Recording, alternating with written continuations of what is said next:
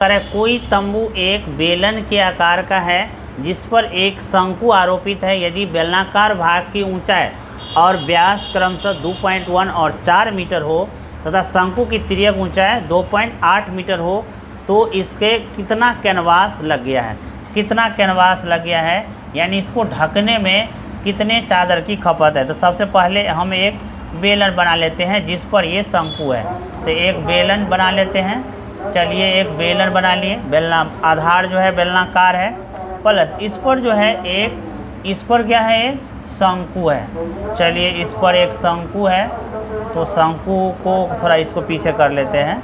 इसको क्या करते हैं थोड़ा पीछे कर लीजिए, ठीक है। अब थोड़ा शंकु बनाइए, ठीक है। चलिए शंकु बनाते हैं। इस पर क्या है एक शंकु है, इस पर क्या है एक शंकु आरोपित है, ऐसे, ठीक है।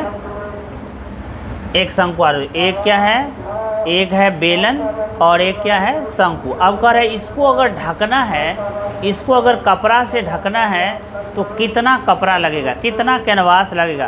तो आप ध्यान दीजिए कि क्या अंदर में तो मिट्टी है जिस पर ये रखा हुआ है, तो क्या इसको ढकेगा, नहीं ढकेगा।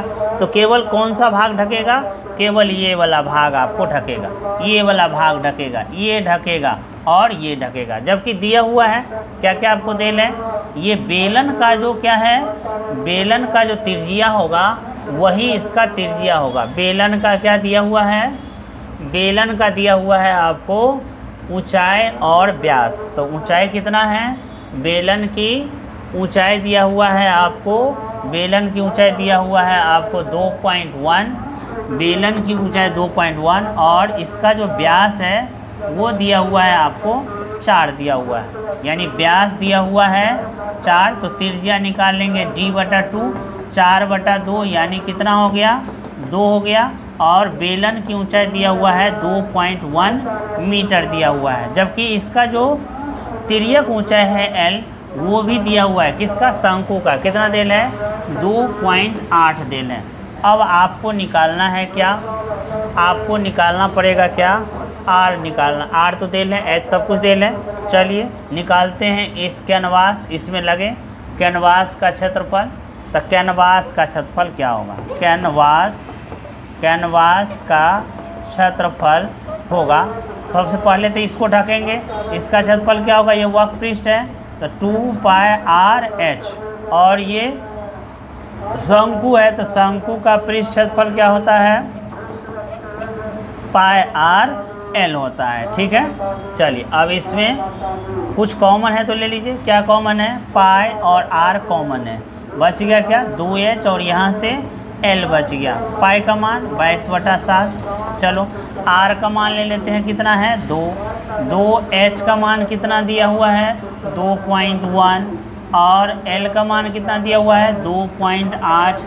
चलिए ये हो जाएगा 44/7, 44 बटा क्या हो जाएगा 7 और इसको अगर मल्टीप्लाई करते हैं तो 4.2 और 2.8। इसको अगर ऐड करते हैं तो ऐड करिएगा आप तो क्या होगा 7 दशमलव कितना आएगा 0। ये 7 कैंसिल तो बच जाएगा आपको 44 मीटर स्क्वायर आपको बच जाएगा क्या, इसका कैनवास 44 मीटर स्क्वायर लगेगा। अब कह रहा है कि 1 मीटर स्क्वायर कैनवास